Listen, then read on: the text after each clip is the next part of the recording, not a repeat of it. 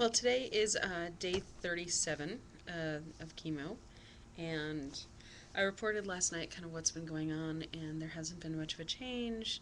The progress on the swelling and the redness is still happening. It's just definitely slowed down in progress, but it's still progressing. So yeah, the Dr. Adler-Klein and Dr. Nordberg both happened to come in at the same time. They took a look, and it certainly seems like we're going to wait at least until Monday before it can be released.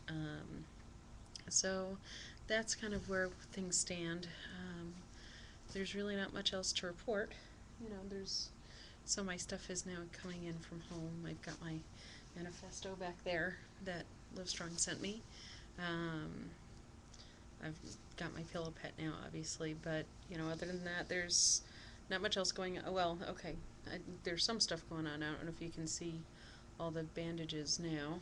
The port has moved from here to here, or it may not be a port. This may be the PICC line, whatever the line is.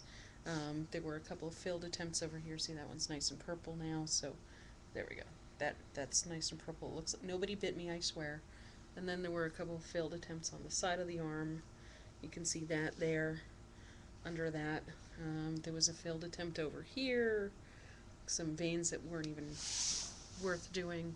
Um, I have some friends who are suggesting doing a port, but I don't like the idea of something being that permanent in me like that. It just seems like I'm opening myself up to trouble for that.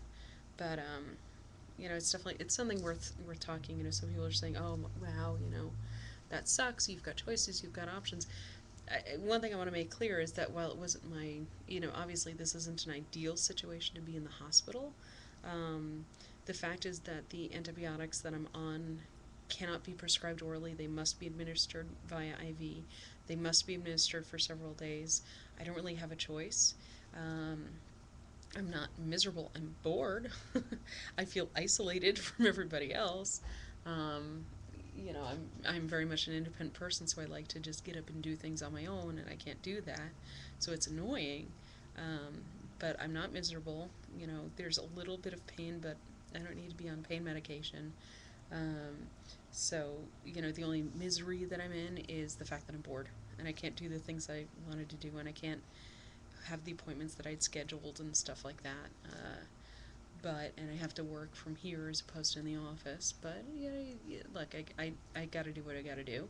The bottom line is, I've got a bed, I've got a pillow, I've got a TV, I've got internet access, I'm getting fed, and I'm warm. So I'm not going to complain. And I'm being taken care of on top of everything else. So, yes, it's frustrating I can't be home. Yes, it's frustrating I don't have my cats. Yes, it's frustrating I can't watch all the channels I want. I can't watch my DVR. I can't go in the car. I can't run my own errands. I can't do stuff like that. But um, it's not a complete loss. So, anyway, and thank you so much to Pat and to Andrew for writing for me this morning. Um, I want to see the pictures of you guys just in your knee warmers. But, one of the biggest frustrations, of course, with this whole thing and the diagnosis is that, I was just kind of, because the winter was so brutally bitter cold and the weather was so bad for so long, um, and unfortunately, because I worked so many weekends at the bike shop, I didn't have many opportunities to ride myself, and my daily commute was just too hazardous between the cold and other road conditions. It wasn't, I wasn't able to commute to work as often as I wanted. And then once I was diagnosed, or this summer I was going to really amp it up so I could continue riding throughout the fall and winter like I did 2 years ago. Um, but once I was diagnosed, that just completely threw everything out the window. And I haven't been able to ride regularly. So some friends, Nate Weston did it the other day for me. Thank you, Nate. And today Pat and Andrew rode for me. So kind of trying to ride vicariously through you guys. My doctors did say under no uncertain terms, because I was joking with them. I was like, well, I guess I shouldn't have my parents, bring the trainer and the bike in, and they just looked at me like, no. They're like, you're not going on the bike anytime soon. So, which is just really frustrating, because it's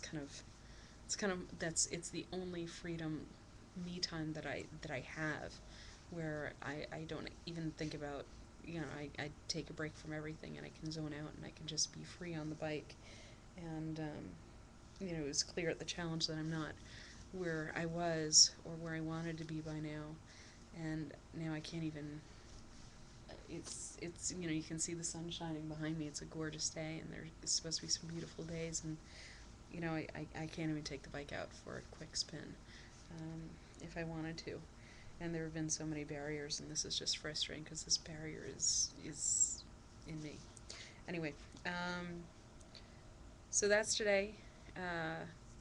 Live strong, and I hope everybody out there that can ride, don't let, it's one thing if it's bitter, nasty cold, like 20 degrees, it's below freezing.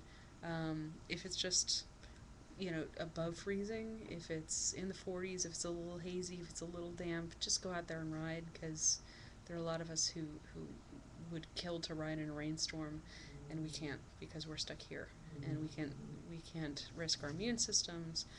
We're still post-operative. Ride for us, okay?